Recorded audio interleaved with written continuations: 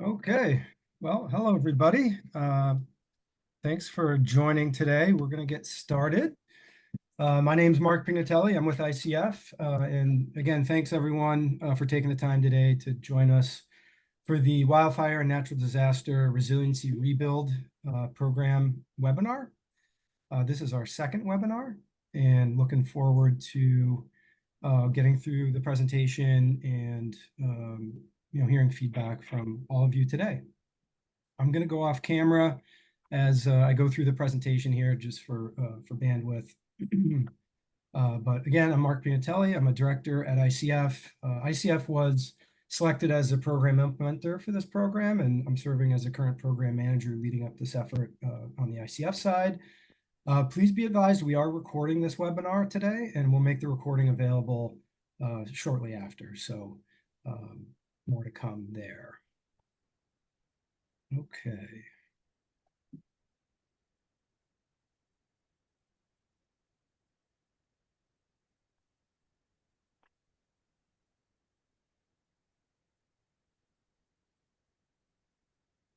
So let's talk briefly about the key objectives for today's webinar. We can start from the top. We're looking to provide some high-level information to folks today on the program, look to obtain some feedback from stakeholders on the proposed incentives, and then certainly look to establish and grow relationships with interested stakeholders. So we certainly are going to value your input, including suggestions, clarifications, concerns, and we look forward to gathering all of this input, prior to the end of business Monday. So there'll be a little bit more information on next steps prior to concluding the webinar here, and other kind of avenues where you can provide some input beyond today. And so for those who are on, please do mute yourselves. I did hear a little bit of background noise. Everyone should be muted. Okay, so just to give a little backdrop here, back on November 9th of 2021, the California Public Utility Commission issued the decision which adopted the statewide, what I'm going to refer to as the Wonder Program, to provide incentives to help homeowners affected by natural disasters to rebuild all electric homes in alignment with the state's long-term climate and energy goals. The decision has been approved and includes high-level objectives focused on the customer first, to really deliver a simple, seamless, and clear program for participants. Per the decision, a Tier 2 advice letter is required to propose the initial incentive structures and levels and submit that to the Commission for approval. So as I mentioned just briefly ago, there will be an opportunity to provide formal comments during that time when the advice letter is submitted. But we certainly want to take this opportunity now to gather stakeholder input today. And as I mentioned, this is the second webinar. We held one about a month ago and wanted to do another one today. So the program design includes flat-based incentives and additional bonus incentives, which we'll dive into a little bit deeper, and really trying to strike that chord around a simple, seamless, and clear program for participants. Incentive stacking will be available in some cases. And as you can see here, the slide essentially walks you through what I just talked about at a high level. So again, we'll get into this a little bit deeper, but there are a couple different building types that would be eligible. And again, really looking to leverage other available resources to assist with rebuilding cost with focus on resiliency and decarbonization.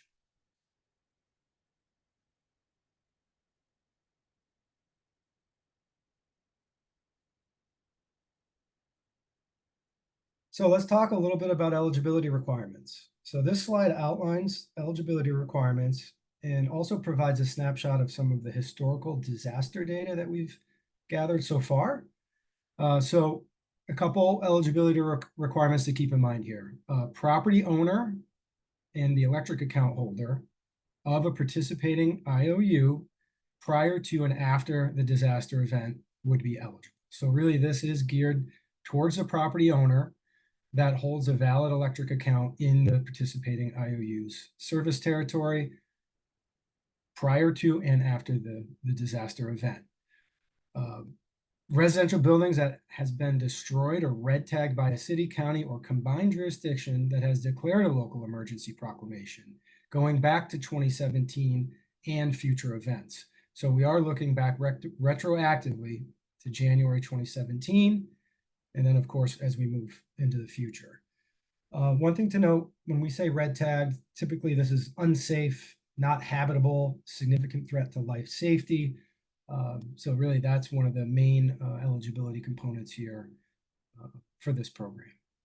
Of course, we're looking at the new rebuilds will comply with applicable energy codes. They'll be rebuilding all electric. And then you can see the building types are listed here on the bottom left as well. So again, we'll talk a little bit more as we go about these details. And again, we wanted to provide a snapshot here on natural disasters and to give kind of an idea of what we're starting to and have been collecting on our side in terms of those already impacted. So you can see on the bottom here, 2017, 2018, 2020, we have some data on destroyed residences. This is sourced from FEMA. The disaster recovery housing programs also have an existing pipeline of reconstructions dating back to 2017, totaling over 240 reconstructions, which do qualify for CDBG-DR grant funds. So those are Community Development Block Grant Disaster Recovery grant funds that are appropriated by Congress and allocated by HUD to rebuild disaster impacted areas and provide crucial seed money to start the long-term recovery process. So, we're certainly looking to, tag team on some of these efforts, look to be able to leverage some additional funds through the Wonder program.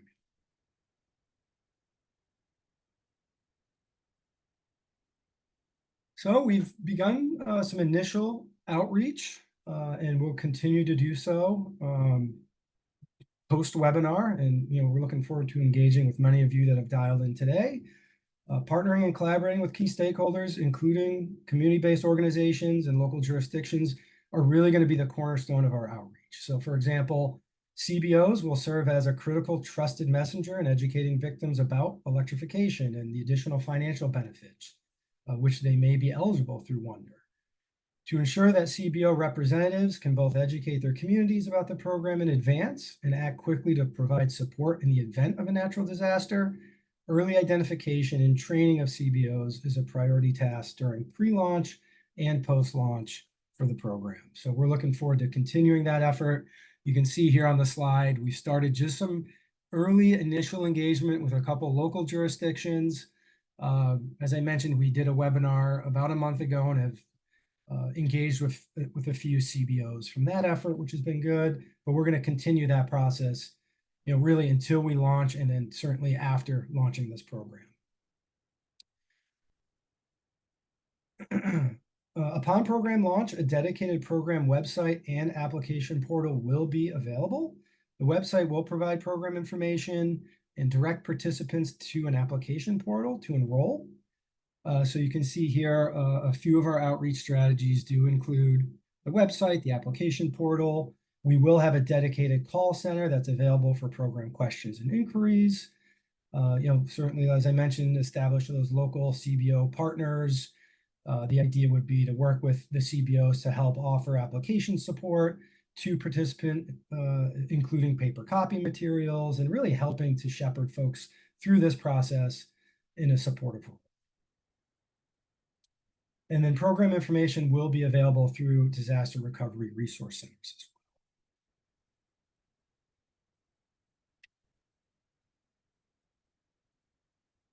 well. Okay, so here the slide outlines the incentive categories. So you can see here we have a few different categories: direct incentives and bonus incentives, equity-focused stakeholder rewards, and pre-approved building plans. And I'm going to touch a little bit on both of these further.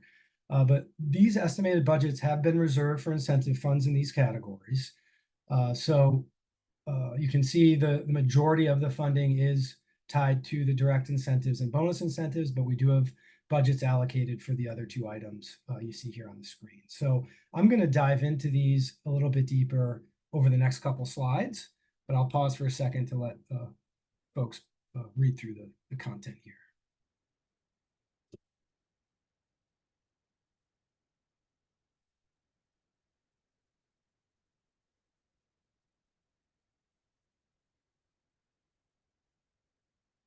Okay, so this slide highlights the design considerations and guidance. So really, as I mentioned earlier, ensuring simplicity for participants and stakeholders. And one way of doing that is by offering flat-based incentives. And this would be geared towards all-electric homes that readily complements other programs with incentive layering.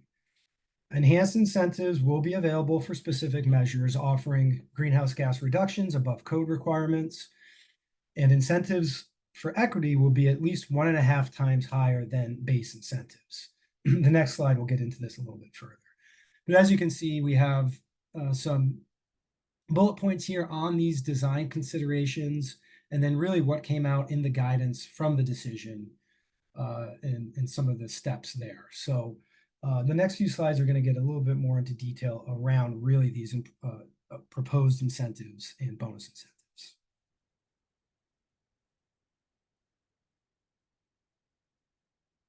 Okay, so we'll start with the direct incentive. So this chart's a little busy, but I'll try to walk you through it here and make sure you guys understand really what we're proposing. So this slide, as I said, outlines the direct incentives broken down by unit type, including base and equity incentives. So as you can see, the program does intend to have an incentive range per measure, which you see in the gray font. This will provide the program with some flexibility on an annual basis. So if program results necessitates adjusting certain incentive levels, we'll be able to do that within these incentive ranges. The flat rate incentives in the bold black font will be communicated as the available per measure incentive to ensure that simple and clear type of flat incentive offering. But again, we do want to have some flexibility as we are going to be filing an advice letter for these incentives to be approved.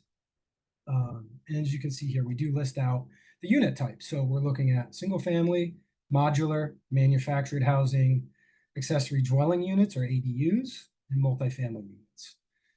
So I won't walk through line by line here, but as you can see, we are looking to certainly comply with the Title 24 Energy Code, but with an all-electric component to it. When it comes to manufactured housing, that's based on a different standard. So we are looking to align with Energy Star 2.0 all-electric. And then you can see where we've listed the base and equity incentives in those ranges as well. And an equity incentive will be offered to building owners who meet the program requirements, such as being in a disadvantaged community, income qualified utility rights, such as CARE or California Alternative Rates for Energy, or FARA, Family Electric Rate Assistance, or past participant in the income qualified programs currently offered by the IOUs.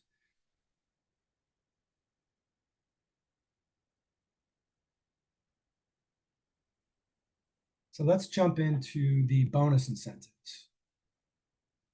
So there's 3 technologies that were called out in the decision and of interest to the commission. So we have a whole home battery, ultra low GWP refrigerant heat pump water heater, and the passive house building standard. So you can see the base and equity incentive amounts listed next to both of those.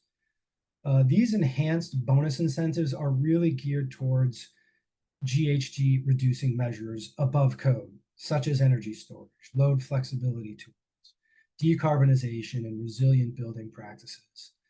And again, we are going to be looking to leverage some of the current programs that are available today, such as the SGIP program, where they do have a battery QPL that's available for whole home batteries, or as well as the tech program that does have a particular spec on heat pump water heaters that we can look at. So we don't want to recreate the wheel. We want to leverage some of the programs that are already available, kind of build off some of that momentum, try to keep this simple, and again, not look to recreate the wheel here on some of these different specifications and so forth. So bonus incentives listed, as I said, here on the screen. I'll give it a minute for folks to read through some of the fine print. And again, we will make this recording available to participants today.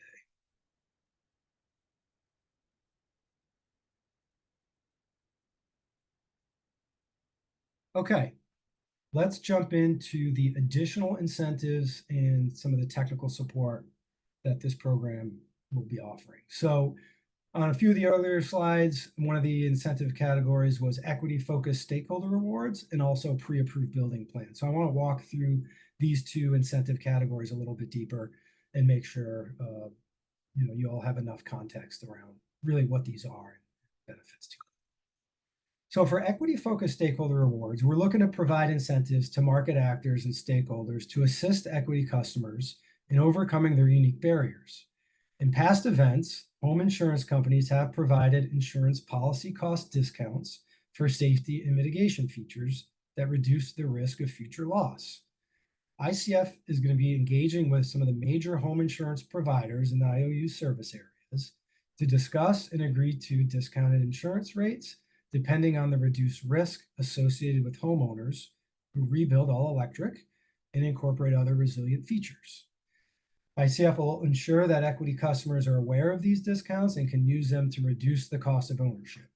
So that's really one example of where we see these equity type rewards really being able to have an impact for homeowners that have been impacted by this type of a natural disaster. And as you can see on the left, we list a few other points here. We've been working with manufactured home retailers for manufactured housing, looking at how they're doing their production, looking at other market actors and specific event declarations that support equity customers, really establishing those relationships with the DACs and environmental justice communities and so on. So this is going to be a really big focus of the program to ensure that equity and inclusivity. So I'll shift to the pre-approved building plans, which I think is very exciting as well. The design phase of developing a building plan and moving it through the permitting process has been a significant barrier, especially to those who have lost their homes and have immediate need for housing. The program recognizes that having sets of pre-approved building plans available to participants would allow participants to be able to expedite the design and permit process. So for these types of plans, the program envisions having specification paths for constituents that will lead to final plan sets that include all electric construction details, that can contemplate battery storage, that can contemplate passive house standards. The program will also work to solicit plan designs that can be pre-approved through the design community and builders who offer pre-approved plans, perhaps in tract and custom homes. Just recently, I was reading that the National Association of Home Builders, or the NAHB, shared several case studies of pre-approved housing plans in small, urban, large urban, and countywide applications to highlight their usefulness in increasing the efficiency and speed of the housing approval process. So we're excited about this particular component of the incentives and feel this can certainly help alleviate any constraints, accelerate the design process and timeline, and really ultimately get folks back into their home and utilizing this program as a mechanism to help in that process.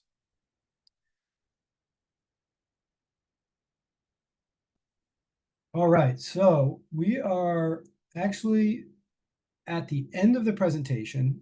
I'm going to talk briefly about some next steps, but then we can open it up. I'm happy to go back, answer questions, and so forth. So really, from today, what the ICF team will be doing is gathering input from all of you. So whether through discussion here on the webinar, my email listed on the slide here, we are accepting comments until Monday, end of day. So you can reach out to me via my email. We also did include a survey link to the original email invitation that went out. So we definitely encourage folks to access that survey link. We can send it out again after today's webinar. That's another mechanism how we're really trying to collect all of your input and feedback. So that's a great way to do it. And as I mentioned earlier, part of the process of having the advice letter approved, there will be an opportunity to incorporate additional public comment through that process. So this will certainly not be the last time. And another thing to note, the ICF team on my side, we are finalizing what we're calling a microsite. This is going to be available to all of you, stakeholders and folks that were on the listserv. And this is going to be a temporary site, but we wanted to have a resource for folks to be able to access some of the public documents. We'll be putting a copy of this webinar recording and the slides on that microsite. It's currently under construction. We're expecting to get that wrapped up relatively quickly and perhaps as soon as next week. So we will be sharing that with the distribution via email. So just another resource for folks to find information. So with that, I will pause. I'm going to just take a look and see if we have any questions in the chat, which I believe we do. So maybe I can start there and see what I'm able to answer, and then we can open it up. So we do have a comment question here. I'm going to read this. You mentioned local emergency proclamations. Does that mean that disasters that does not meet the threshold for a federal declaration may be deemed eligible? This was the case for our county this year. So I'm going to go back a couple slides. Bear with me.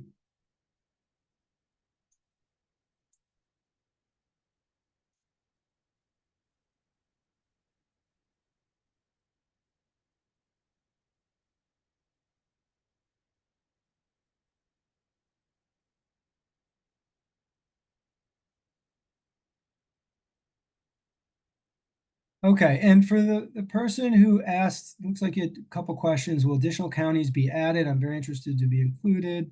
Yes, I mean, we'll be reaching out to as many of the local jurisdictions as we can. So I think, is it Tony? Feel free if you want to, Tonjay, if you want to come off mute. Yeah, it's Tonya. I am the executive director of the long-term recovery group in Santa Cruz County. I was just invited by another organization in Santa Cruz County this morning, like 15 minutes before the meeting. I was really happy to be here. I am a fire survivor as well, and we built a fully electric passive home, and so the things that you're talking about is near and dear to me. I mentioned earlier in the chat as well that the Marshall Fire, after the Marshall Fire in Colorado, they provided incentives of $50,000 to families that built passive homes, and I've been trying to move the needle both locally and statewide to sort of get focus on passive home building. So I'm really happy about seeing being here and seeing what you're doing, and I hope I can be added to the distribution list for any further action. I would love to be included as a stakeholder in Santa Cruz County and a partner in whatever you're doing. We're launching a volunteer rebuild program in partnership with Mennonite Disaster Services this year. We'll be building 5 to 7 homes per year over a 3-year period for CCU fire families, and we are currently looking into the affordability, because we're under a strict budget, to do all electric homes, and just say that as a blanket statement, you're building with us, you're getting a fully electric home. And so these incentives are very welcome. I think I put all my questions in the chat. I have an additional, let's see, let me go back and see what I said. So yeah, I also, so the disaster we had this year was not a wildfire. It was a atmospheric rivers. Again, we had some last year too, so I don't know if they'll be included. I know this seems like this is focused on wildfire.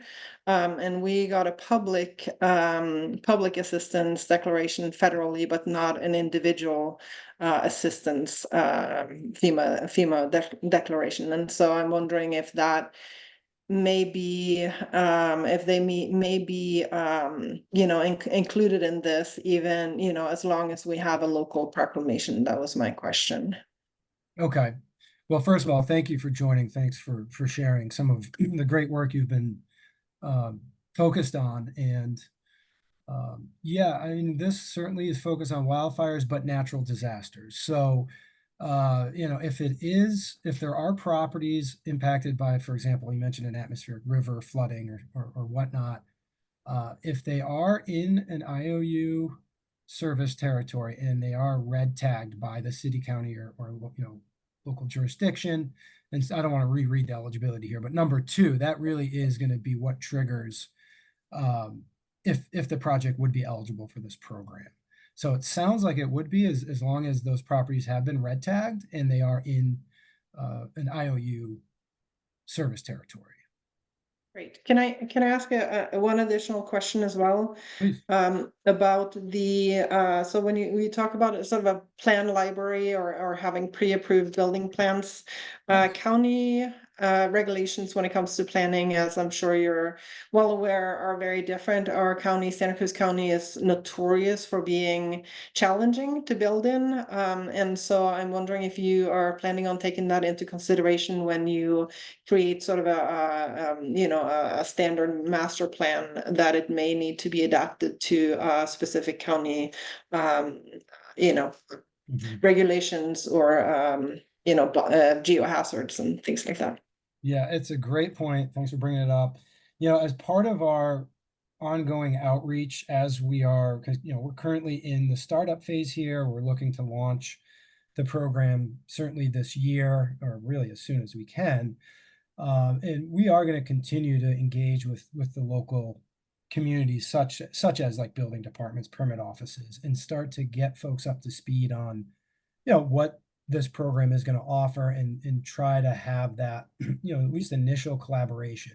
But yeah, there is going to be nuance at the, municipal level.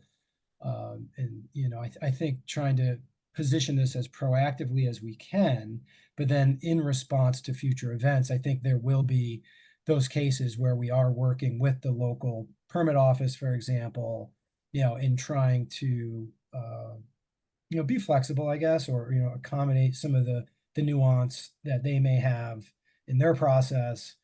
But, ultimately, yeah, we are really looking to have pre-approved building plans that we can standardize to some extent. But to your point, there is going to be nuance from community to community, based on some of the local permitting offices and what have you. So that's going to be the type of detail we'll have to collaborate and work through. And I think partnering with CBOs, partnering with other stakeholders, builders, and so forth, I think that is going to be part of the effort. Great. Thank you so much. I really appreciate you all doing this. Great. Yeah. Thanks for joining. Let me just really quick, Ted, I saw you come on video. Hey, Ted, I'm going to turn my camera on. I meant to do that. So sorry, I'm looking close to the screen here so I can see the comments. Ted, yeah, actually, if you want to jump in, I see you did add a comment here. Yeah, if you want to talk about the pre-approved designs, we went through that. I just retired out of my engineering firm, and that Homes for Sonoma organization we volunteered for to develop some state pre-approved plans that could be built quickly. And we did a lot of that work, but there's a lot of nuance, like Tanjay said, around local jurisdictions. And in Santa Rosa, where we were, it was around the structural requirements for our soils. But there's little details like that, like WUI interface. And you over design these buildings and you drive up the cost for every possible condition. So there's those little things, Mark, we can talk about. I'm happy to get our designers there to the table in whatever format you need, but it's desperately needed. These pre-approved plans statewide really speed up the local process.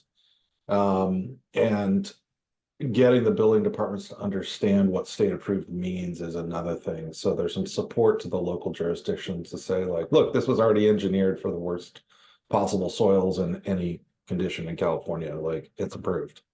Like, don't worry about it. So the site permit is just another thing. So we just went through this construction with Santa Rosa City, and Santa Rosa, frankly, was one of the most prepared building departments after our fires, and still they had a lot of questions on the pre-approved plan. So I can help you through that. The other thing I commented on in the chat is encouraging the CPUC to really provide the incentives for single family and ADUs on a single property owner. Because what we saw in Santa Rosa is that a lot of homeowners rebuilt twice as big as houses. But we tried to encourage them to build a single family with an ADU to increase housing. And so they get the additional functional square footage, but that eligibility for both incentives on a single property should be really encouraged. And that'll drive the additional housing we need in the local rebuilds. Yeah, Ted, That thanks for hasn't bringing that happened. up. Thanks for Yeah. bringing that up, because if, for example, if we have a homeowner that loses their single family home in an event, and then they rebuild that single family and an ADU, they would be eligible for both incentives. Good. All right. Appreciate all this work, Mark. Let me know how we can continue to be of help. That sounds great. Thanks, Ted. Yeah, and I see Anne is on video. Anne's with the ICF team, so I just wanted to introduce Anne briefly. Yeah, Anne, hi, and I just wanted to yeah. respond quickly to Ted's comment. We did, in one of the slides Mark presented, there is a survey that's currently out right now collecting information from stakeholders, and we explicitly ask for jurisdictions to respond as to whether or not those pre-approved plans would expedite their permitting process. So that really is our goal, is taking all the work that folks have done to date, but taking it one step further to get that buy-in from local jurisdictions across the state, knowing that there's a lot of variance in those building departments, but hoping to transfer that to something that's actually making things go faster or getting approvals done more quickly. So making sure that we have that shared understanding that the plans are designed to meet the most stringent building standards and codes. I'll get that survey into our building department folks here that were been extremely helpful, but those statewide educational resources are part of this too. Yes. That uplift of educational materials that we've still got left over from the Rebuild Expo and the Rebuild Green learning opportunities that we've shipped to every fire community and even out to Lahaina now. So that's great. Wonderful. That's great. Looks like John's got his hand up. Yeah, John Bryson with the City of Thousand Oaks. We had the Hill Woolsey fire a few years back, and of course, we're just part of California, so there'll be more in the future. As part of that, I know the biggest impediment really in our area was getting rebuilt. I see the incentives are nice, but the building plans, if those were pre-done and there was a good selection of them, I think that would be a much bigger incentive than the actual dollar amount because of the time that requires. And to me, it seems like the dollars allocated for that are really nominal. If you look at a 3-bedroom, a 4-bedroom, a 5-bedroom, and then you need a single-story, 2-story, you need different types of plans depending on the lot configuration, driveways, etc. So my encouragement would be to actually spend a fair amount of money on that, get a number of plans, and include resiliency, include fireproofing, those different items. And then that would be the best way to really assist in rebuilding in the future. I think it'll be more than the actual incentives that you can offer there. And I'm not with the building department, I'm in the sustainability, so I think we would adopt it, but I don't want to speak for them. Yeah, John, thanks for the feedback, and certainly something we'll take into consideration. Right. Let's see. I don't know if you see anyone else with hands up. I'm just scrolling through the chat here again. I do see a question about retroactive. And I think, as Mark did indicate, the program is currently designed to support folks who were impacted by disasters that go back to 2017. We're still working through all of the program details about that application process, but there is an intent for retroactive applicants to be eligible. I have my hand up if that's okay, if I can go again. So we, like I said before, we are launching a rebuild program this year in partnership with Mennonite Disaster Services. There are 2 organizations that build with the volunteers in California. It's MDS and then Hope Crisis Response Network. If I know that when they build, they like their plans to be very simple, so they sort of avoid the codes on there. They just basically spell out what needs to be done so that volunteers can come in with team leads and build the homes.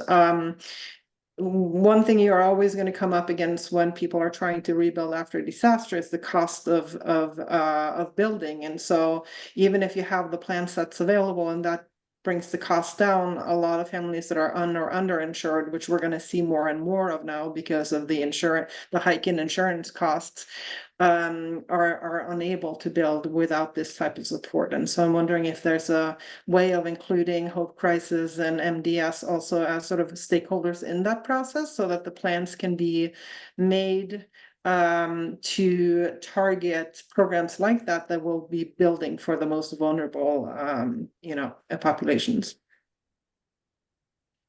Yeah, I mean, I think absolutely. I think that if I'm hearing you, in terms of from a collaboration perspective, I mean, yeah, I think that's really what we want to see as well, and is going to be part of just having that level of continuity. And so, yes, I think that's really the vision. And I would love to connect with you at a later date too, just to pick your brain a bit more. As you've already mentioned, you want to be involved as a stakeholder. So I think that's great. This is what we want. I mean, the intent here today is to get folks like yourself and others on the call to get involved. We can start to establish some of those relationships at the community level and work together to make this as successful as we can. All in. Hannah, welcome. Thanks so much. Thank you so much, Mark, for the discussion and leading that. One question we had, and I'm with the County of Santa Barbara's Planning Department, is for the incentives, would they be provided to customers directly, or would this be an action that's facilitated through payment to the local government and then dispersed through there? How is the kind of incentive payment process? What would that look like? Yeah, great question. Most of the time we anticipate this would go directly to the homeowner. Okay.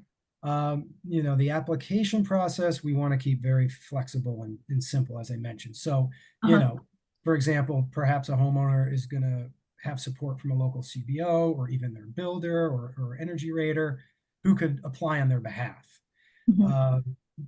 And remind me, I don't think we've really talked about transferring those homeowner incentives to the builder, for example. Like that could be a possibility if that just makes it easier for the homeowner, and then the builder just takes it off the bottom line. So I think there's that type of approach, but I don't really envision something beyond that, to be honest. But again, we want this to be simple for the homeowner. So if there is another way, I think we want to be nimble.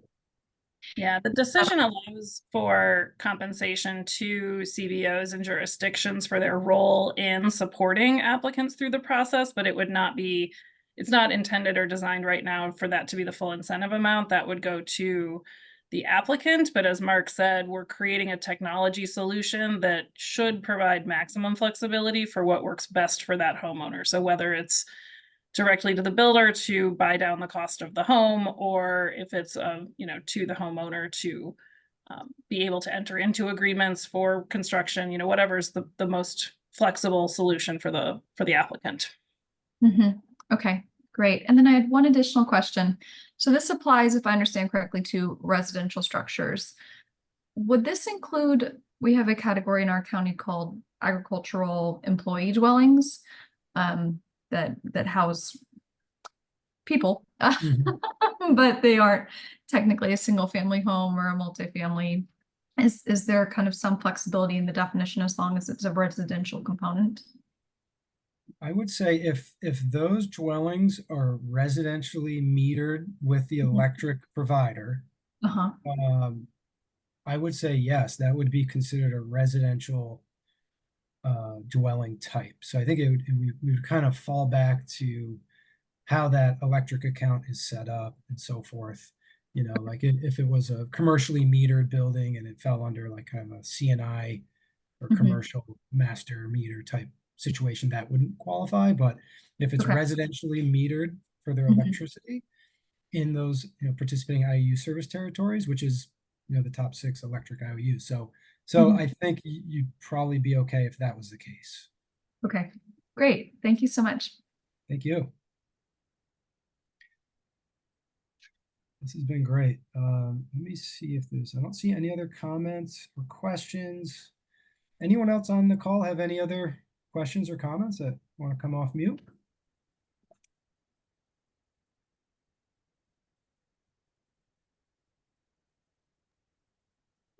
Yeah, Mark, one other thing that we found pretty helpful in the electrification and decarbonization movement is support of building departments and even waiving permit fees in some cases to encourage the all electric approach or some kind of time savings, and any time in your building department that is a potential savings is encouraging. So for my ADU, when we built our ADU, the city had waived the permit fees, all except for their actual physical inspection fees. And that was really encouraging to my home builder, saved a ton of time in the building department with the pre-approved plans. So those things you can think of or encourage the state to follow suit would be great, because like I said, any time or thought process savings in the rebuild for these folks is way more valuable than, I'll say, the incentive.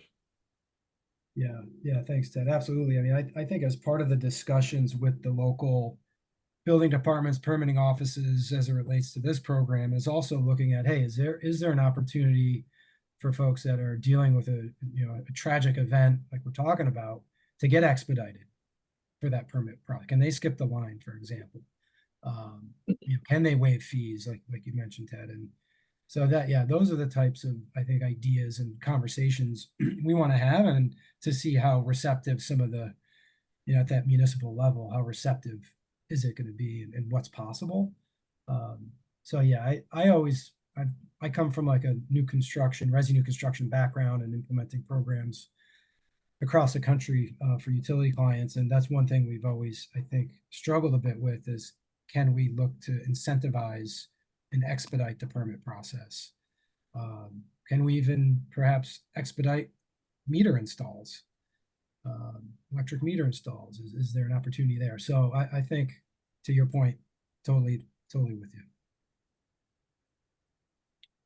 And I would say we see that as a strong collaboration between the program and the local jurisdiction. So certainly for future disaster events, being able to make those contacts early, and then being able to offer the support that the program can to offset those fees if the understanding local jurisdictions have capacity restrictions, and we certainly wouldn't want to overly burden them with those requests, but making sure that the program can support the local jurisdiction in their permitting process while encouraging applicant participation. Yeah, I mean, anything that's like an educational opportunity for the building department or the permit applicant that streamlines that process, but doesn't undermine the intent and execution of inspection process is where we need to think about. We don't want to undermine the quality of construction at all, but ease the burden of compliance on both sides.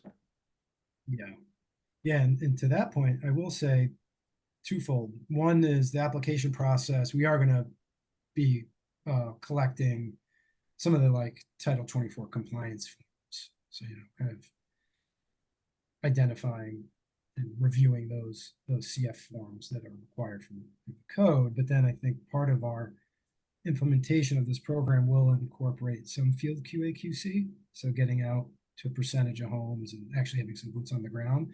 Also, I think in partnership with the energy advisors, the home energy raters that are also doing some of that. So definitely want to uphold those standards, like you said, Ted, and not certainly. Yeah. I mean, those pre-approved plans, Mark, go ahead of all those things. So that starts to streamline all the issues that a building department would normally have. is having to review those documents again when they've already been pre-approved at the state level. And so I can walk you through that process. We can do that offline, but Great. Yeah.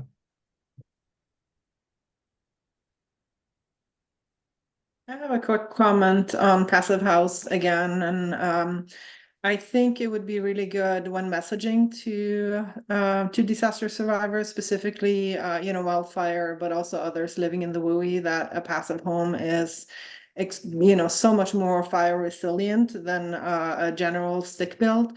And also if you you outfit it with an ERV for the controlled ventilation from outside to inside, it will keep your inside air healthy, even in when you have a wildfire in counties over and you have drift smoke. And so it's just a plug for the messaging, because I think it's new technology that people don't necessarily know about, and they don't know all the benefits from it. And so I think we can do a better job in advertising it. And I think there's also potential for university collaboration on research projects that actually will go in and measure energy efficiency, air quality, all those things over time.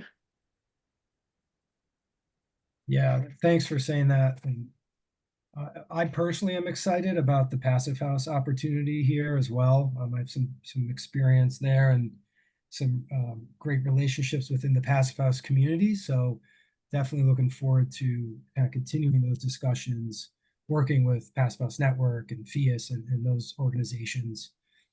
And then really, like to your point, Tanja, is around the resiliency features of the passive house standard and how that is going to be really important as we rebuild these homes in disaster prone areas. And there's some other, I would say there's some other standards in place that kind of align with some of the health and insurance world around, like you said, indoor air quality, but also even just fire resistant siding and the fortitude roof and some of these different standards, I guess, that I think is going to be important as we provide some of that technical support to homeowners, builders, and so forth as we're trying to rebuild and ensure even just that 5-foot perimeter around the home that is not like a bunch of mulch, for example. And some of those simple but important steps that you need to take. Yeah, in our home, we've since installations as a SIP panel home, we provided open house opportunities, and we're still very interested in doing so as well. So if anyone from your team or elsewhere would like to come to see a fire rebuild that is a passive home in the WUI, then we can absolutely make that happen as well. Thank you so much. Yeah. Fantastic.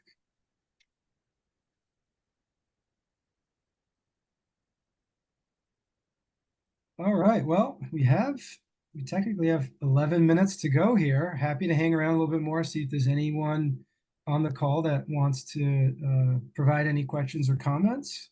I'll hang around, and if not, feel free to drop and get a few minutes back in your day. But really appreciate everyone's time out of your busy day to join us, and hopefully this was helpful.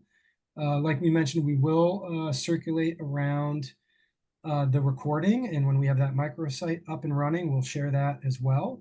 But do encourage you to reach out either to me or to the survey. Definitely looking forward to getting your feedback, and appreciate your time. So I'll hang around in case there's any further discussion here. Thank you. Thanks, Anna.